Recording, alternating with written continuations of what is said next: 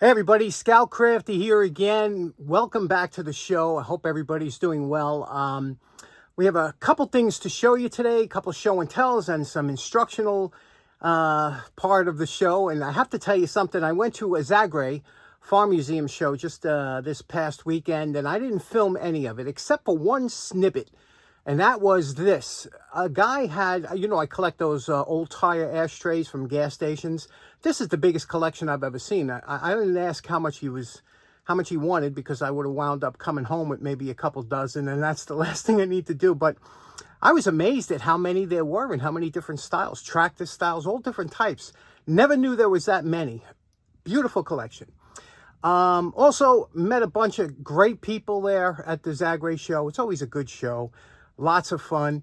And I did pick up I don't usually buy tools, but I did pick up a couple things. Let me show you. Okay, next up, I've been really good. I have pretty much stopped buying tools. It's amazing. Except I did pick up these 4 tools. And I want you to look at them here. I want you to think how much I paid for them, because I did stop buying tools. I want to tell you why I bought these specific tools. I got them from Bob. First of all, you can see this is a Craftsman hammer. This is a very good model hammer that they made. This profile of handle they actually made in both wood and fiberglass, but this one here is the metal one, tubular metal, very strong hammer. Had a interesting kind of an I-beam kind of design on the tail here, on the claw. And again, the handle is pretty decent. I thought we'd clean this up. A little bit of rust on there. Remember this one here. This here is a general tubing cutter.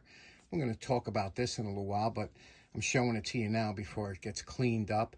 Has the reamer here. Again, look at the shape it's in, whatnot. A leather stacked handle hammer. Looks like an S-wing. Somebody must have painted it. A lot of times people spray paint something, but look at that there.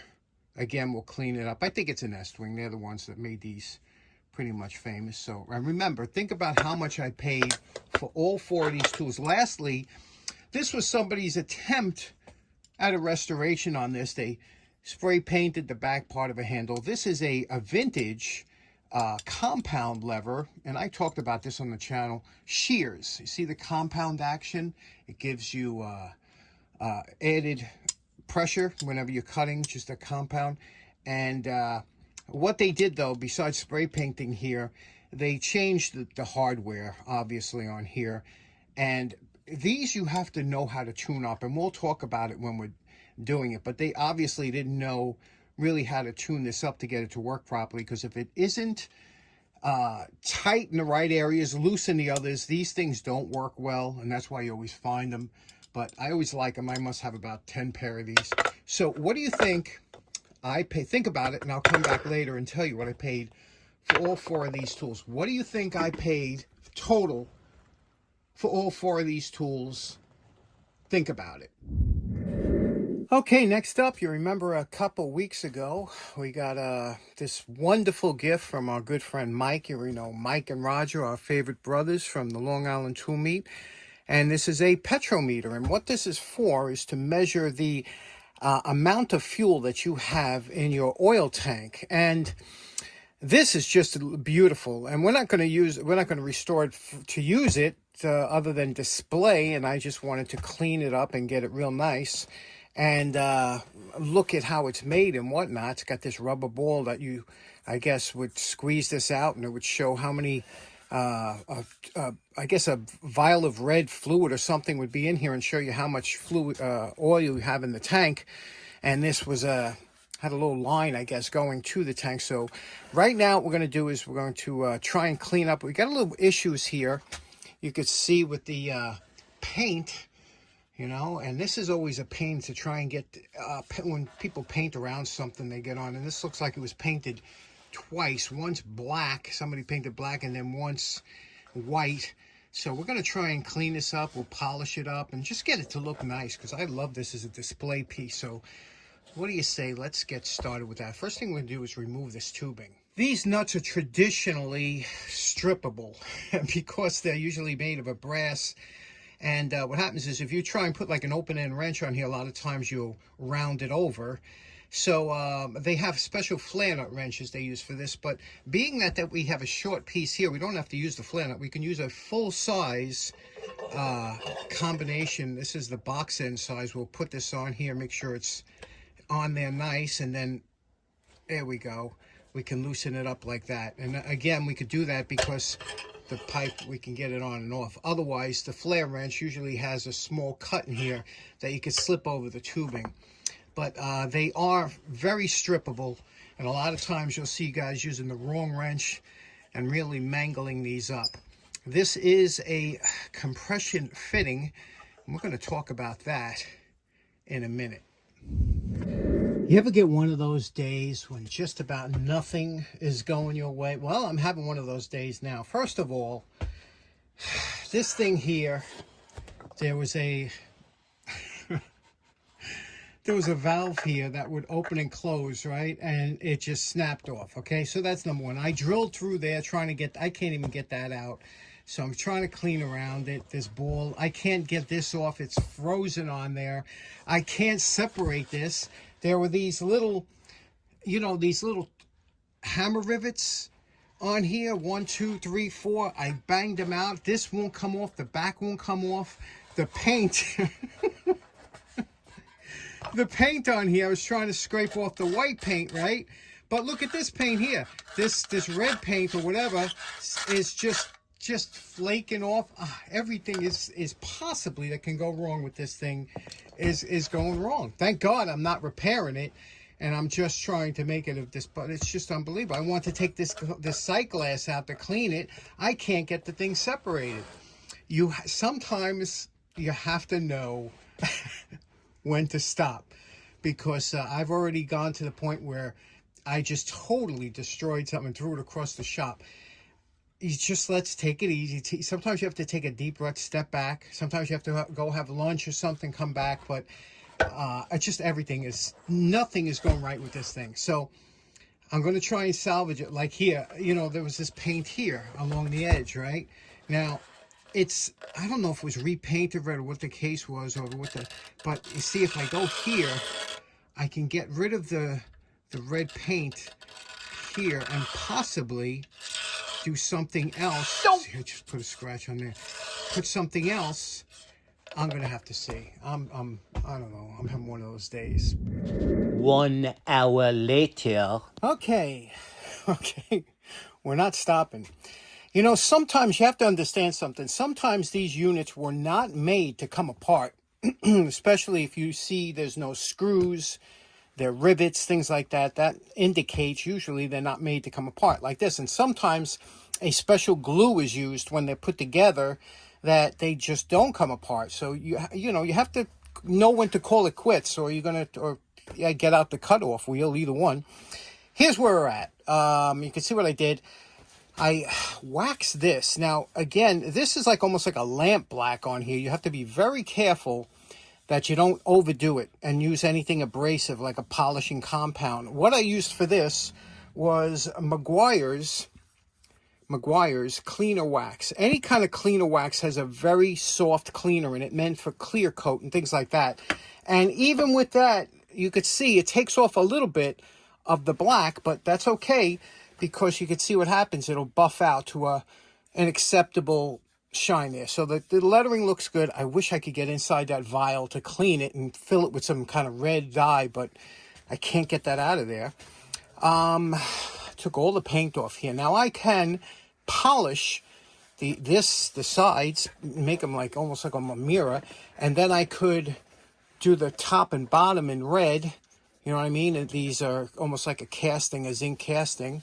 And then I'm going to make a little brass knob for here that'll look real nice, you know, instead of that turn thing. And then I got to deal with this here. This is a mess. Look at that. First of all, it's at the point where I wish I could get one of these new old stock, but it's cracking. So the first thing we're going to do is we're going to take it to the sink with a toothbrush.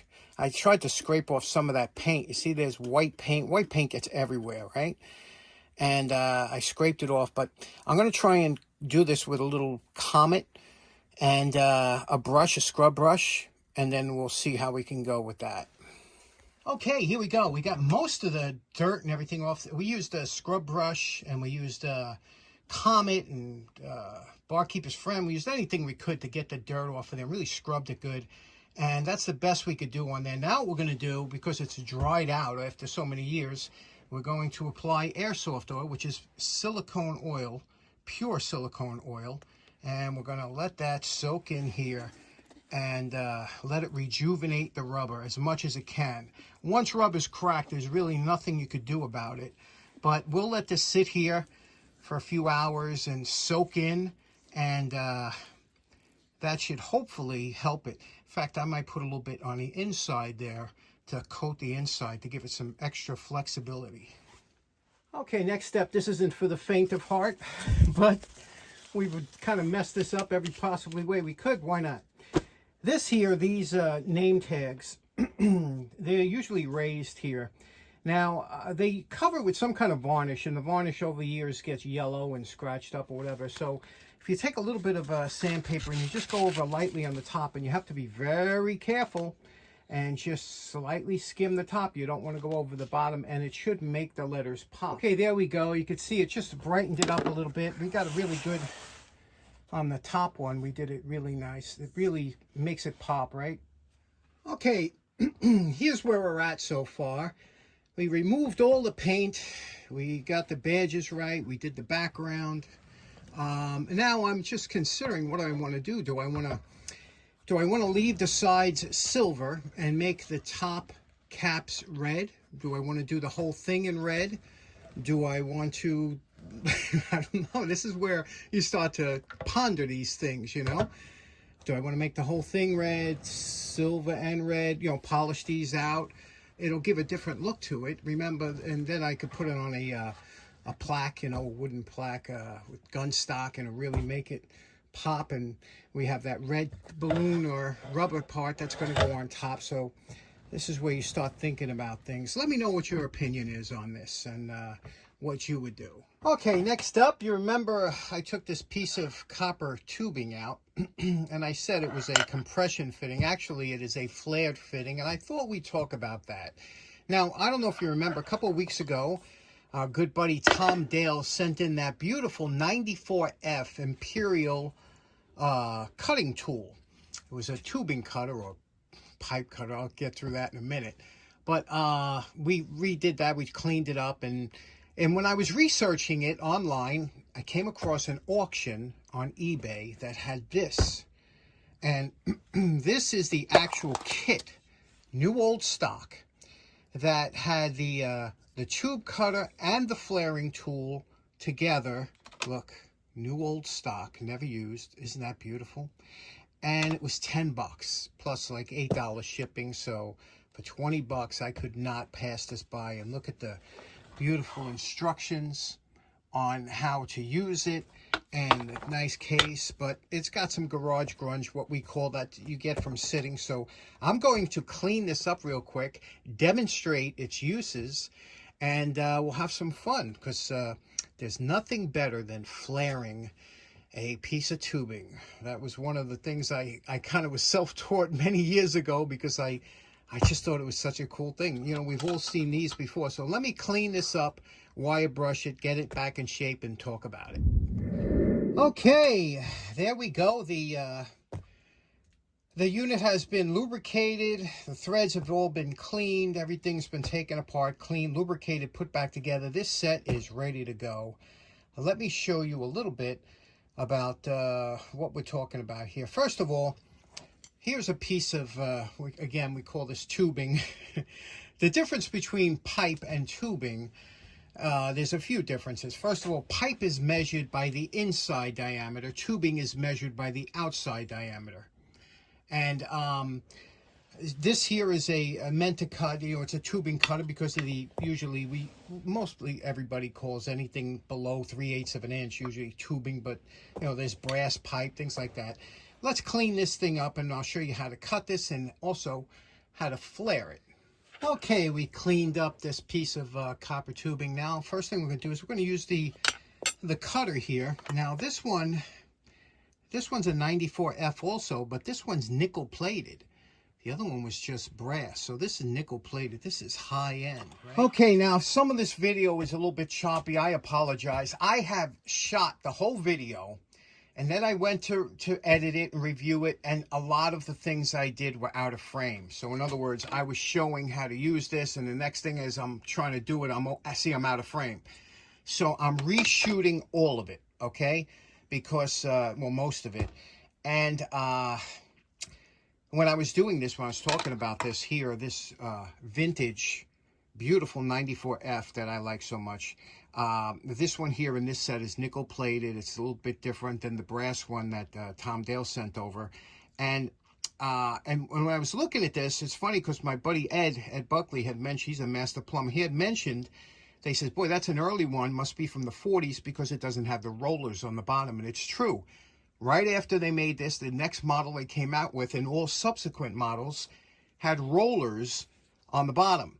And this is the way you'll find most of them. This is a superior design with the rollers. And if you don't have the rollers, I'm going to show you how to use it to get a better performance. But I picked this up. I'll talk about it later. But let me clean this up so we can use it. And I'll show you. This is pretty much what you find today, kind of a modern style. Let me do a quick cleanup. And we're calling this one done. I don't go over the top with my tools that I use for everyday or working tools. This is a working tool, and you'll see what I paid for it. It's going to make a great addition to the shop here. You can see we did just a wire brushing. Important to lubricate and clean, and everything has to be super smooth. Look at that.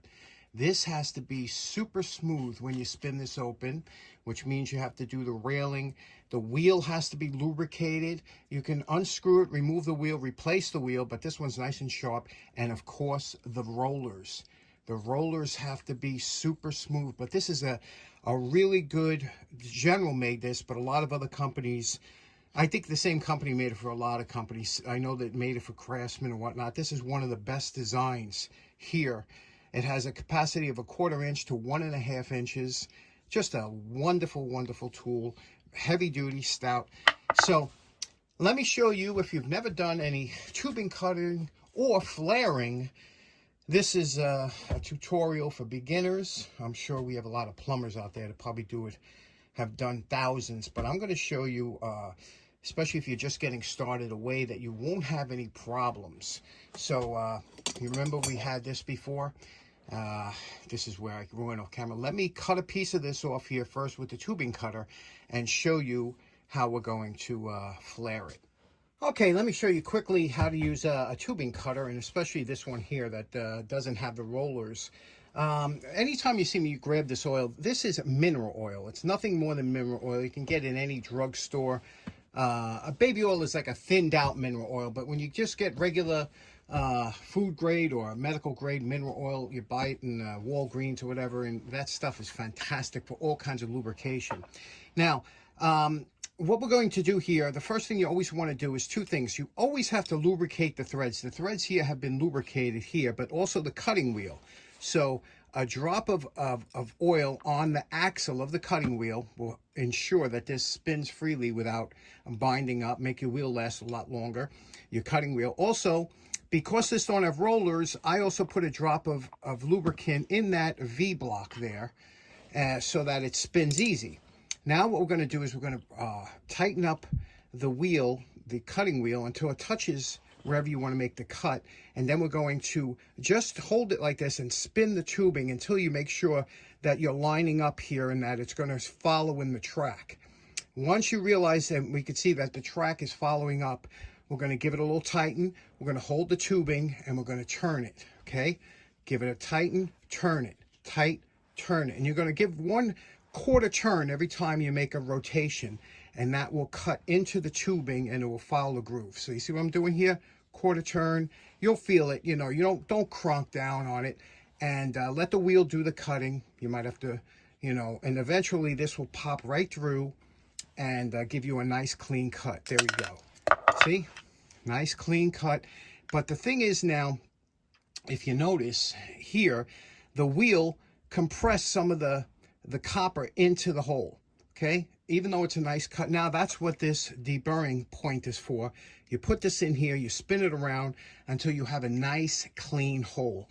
Also, if you see that it's a little bit burred or something, don't be afraid to take a file, okay, and just file the tip. You just want to make sure this is square, but you might have to just give it until you get a nice clean piece of tubing. Now you can see we took that burr off, we cleaned that tubing. That looks beautiful, right? Cleaned it all right. This is square and clean. Now we're ready to put a flare on it.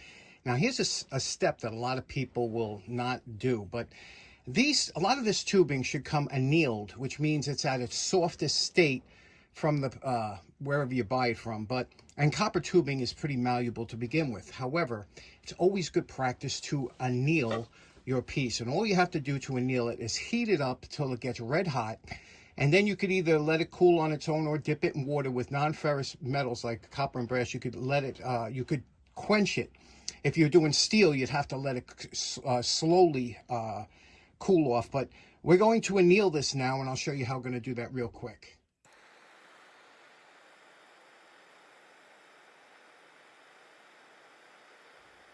Now I'm using a propane torch here, and that works really well. The thing is that copper does transmit heat, so you got to be real careful. I should be wearing a glove here because it does get hot real quick. But as soon as it turns red, I will dip it in some water and quench it and have this nice and annealed. Okay, now that copper is annealed, it's as soft as it's going to get. Now, it's important to remember, I try and go back about 2 inches. That's why you can do the very tip, but it's always good practice, and I'll show you why, to anneal it back about 2 inches. Now, with a short piece like this, you got to be careful because the heat will travel up copper real quick, so make sure you have a glove or something on, or else you'll feel the heat. But and also, when the darker the area, it's easier to see it glow red. Right down here, it's very bright, and it was hard to see on camera, but that was glowing red. Now, what we're going to do next is that we're going to flare it. Now, this was the first flaring tool I ever had, and this my father got somewhere, I remember. And this one here, it's funny, you have this little punch that when you clamp the flare in there, you would tap it down with this punch. That's one way, but then they came out, Imperial invented this style here. And this is a really good style to use. And now they have other ones that go on drills, things like that, but this was used for a long time. But we're going to use the one that we got with the kit here, with the NOS kit. And basically, if you look at your flaring tool, the one thing you're going to notice is that on one side it's flush, and the other side has a countersink in it. This is the side we're going to use. This is the business end, so to speak. And what we're going to do is, there's fractional numbers on here, and you can see it says 5/8, quarter, 5/16, all the way up. And piping and tubing, the difference is pipe is measured from inside diameter, so this is and tubing is measured on the outside. This is 1/4 inch tubing, so it's measured on the outside 1/4 inch, so that'll fit right into the 1/4 inch. With other piping like this this one here, this copper tubing, even though this is 1/2 inch inside, it goes in the 5/8 because that's the outer dimension, okay? So this is the outer dimension, and what we're going to do is take our piece of copper tubing, we're going to loosen this up and place it in here like this, with just a little bit sticking out, and I'll show you how we're going to tighten this up. We're going to close up the clamp here around that tubing, and we're going to tighten the side first here, closest to the tubing. We're going to tighten that up. Now, we want this tubing to stick out Just a little bit, just under 1/8 of an inch. Okay, we don't want it flush with the top. We want it just to stick out, because that flare, when the metal moves, it's going to open up, and so you need some extra material. So let that stick up just a little bit. You can adjust it before you tighten it, and then what you're going to do is you're going to tighten this down this side first, and then tighten the side farthest away. Okay, when it's tight like this, that's not going anywhere. There's no need to put a wrench or anything on here. Once you do that, we're going to take the business end of our flaring tool, which is the flare, and always, anytime you're using threads for any kind of clamping, a drop of oil on the threads, and with this one, a drop of oil on the cone here. And again, this is mineral oil, okay? That's all you need to do. Open this up like this, This is where I kept going off camera with the when I did it before. Okay, we're going to put this over here like this. Watch, turn it, and you're going to place the cone above what's sticking out there. You see that? And just have it come in like that. Okay, now that it's like that, you're going to twist the clamp. The clamp will normally twist to the right so it locks on the tool. And then you're just going to tighten it up. It should only take a couple turns. You see how easy that is, and you see why we lubricated it, because that's spinning in there. And a couple turns until it stops, okay? Once it stops, you back off like this and remove the clamp. And when you remove the clamp, loosen up your tool here, both sides. Now this side, if you notice, the one side will open up like that, allowing the clamp to pop open. And there is, look at that flare. There is a flare. That's a 45-degree angle, and that's a beautiful flare, isn't it? And again, because we annealed it, it's very soft. Now here's what you got to do again, which a lot of people don't do. Once you did this, anytime you work with metal, moving it, bending it, banging it, it's called work hardened. So this has been work hardened because now we changed the form. Now we have to anneal it again. So what we're going to do is we're going to anneal it once again. I'll do that real quick. Now there we go. There's our double annealed fitting. Now the reason you anneal it the second time, like I said, it was work hardened. When this goes onto that fitting, that flared fitting, and you slide your nut, remember the nut has to go on first before you do any of this, and you slide your nut and you tighten it, this has to be malleable enough to fit around to make a good seal, because you don't use any pipe dope or anything like that with these kind of fittings. And these fittings are made for like natural gas and things like that. You can use them for all types. You can use them for air or water, but a lot of times they use regular compression fittings for that. But this here is the way you flare a tubing. And it's also important to remember that when you have that double annealed, now if this has vibration, which a lot of times they do, if it's vibrating, like if you use it on a compressor or something like that's vibrating, being that it was annealed the second time, it'll be more flexible than if it was work hardened, and that's where they crack sometimes. I'd like to hear input, some of you plumbers out there. A lot of people do not do the annealing process because a good plumber could tell if something's been annealed already just by handling and working it. This one is very hard tubing, so I wanted to soften it. Let me know what you think in the comments with flaring, if you've ever done it or if it looks like fun. While we're down here, let's have some fun and put a flare on the larger tube. Okay, let me show you with a larger piece of copper pipe. This one here, we already annealed it, cleaned it up, deburred the top. We're putting into the 5/8, even though this is half-inch plumbing tube, but it's 5/8 outer diameter. We're going to leave it just about a little bit under 1/8 of an inch here. We're going to snug up the side closest here first. Snug that up first, because remember, this gives you more leverage here. And then we'll do the side farthest away. And just hand tight. That's all you have to do. You don't have to do, I see guys all the time with wrenches and whatnot. You don't have to do that. You see how much we have sticking out there. Let's put the clamp on and tighten it down. We put the clamp on. We already pre-lubricated it. Now we're going to just turn it.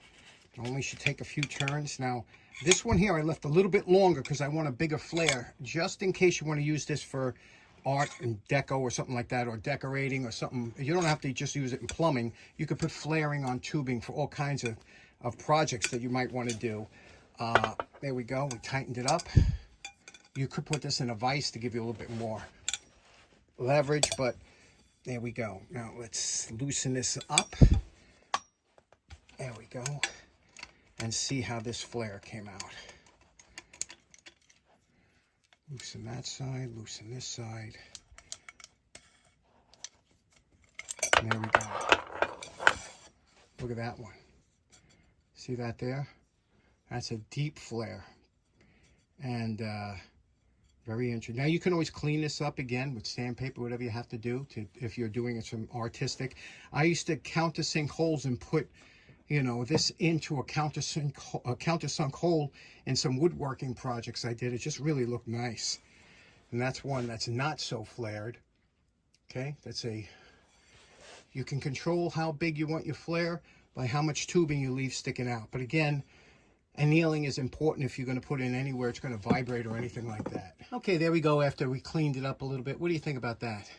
I don't know. I've always found flaring just a beautiful technique to open up the end of that. And again, it opens up so much possibilities, not just with plumbing, but anytime you want to do anything with copper tubing or brass. I'm sure some of you want to see the general tubing cutter work, so I put a drop of oil on the wheels, on the cutting wheel, also on the rollers. We'll spin this around. This is obviously the 1/2 inch copper tubing, but it is thin walled, and you can see now we're pretty much cut through. There we go.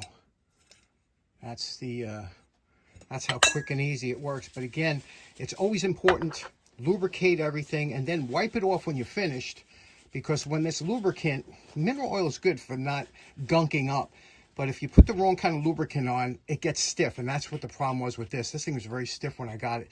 It's absolutely beautiful now. Okay, this is what I was talking about. If you wanted to make a part or something, this is a double flare on a small piece of copper tubing, and we polish it out a little bit. But you know, you could put this on rope and it would spin freely on rope, or you can make a smaller, bigger one, a spool, so to speak, or anything. You know, it's all about playing and fooling around in the shop. If you're not practicing, constantly practicing, then this stuff comes easy to you the more you do it. I'm sure the plumbers out there are laughing because they probably do this 100 times a day, but for me, you know, who never, you know, does this once a year or something, it's fun to play with. Another thing you could do, let's say you wanted to make a tool holder for your screwdrivers or something, and if you just had a regular hole in wood, you know, just a blank hole, you know, it would look a little bit amateurish. But you take something like a copper inset or brass inset, especially if this wood was varnished or something, and you put, can you see that? And you put that in there like that, you know, it adds a whole new look to your project. And then when you put your screwdriver in or something, it doesn't chip away the wood. You know, there's all kinds of things you could do with flaring. So what do you think? What do you think about this kit here? This was just adorable, wasn't it? What a nice kit, the way they used to make things. And I wish they still made stuff like this. Okay, if you've been thinking about what I paid for all 4 of these tools at Zagre, I paid $1. Yes, I paid $1. 25 cents each tool. What do you think about that? I'm sure most of you guessed high, especially for Craftsman, Estwing, and these other all name brand good tools. That was a good buy, right? I did stop buying tools, but for things like this, you just can't pass it up. Even if I do it as giveaways at the Jacktown show next spring. So I'm going to clean this up now because we're going to talk about that. Okay, so I apologize with the editing if it was a little choppy. I had to refilm or reshoot some things because they were out of frame. And I just was having fun down the shop. You know, when you're having fun and you're playing around, and I was really enjoying myself down here today. And I hope you do too. I hope you go down the shop and enjoy yourself down there, because that's what it's all about. It doesn't matter what you're making. You know, you could be building or fixing something. It's just getting down there and playing around and working with your hands, and you don't think of anything else. There's no stress when you're in the shop because you're too busy concentrating on what you're doing. And so anyway, thanks so much for tuning in. Hope you have a great day. We'll see you again real soon. Take care now. Bye-bye.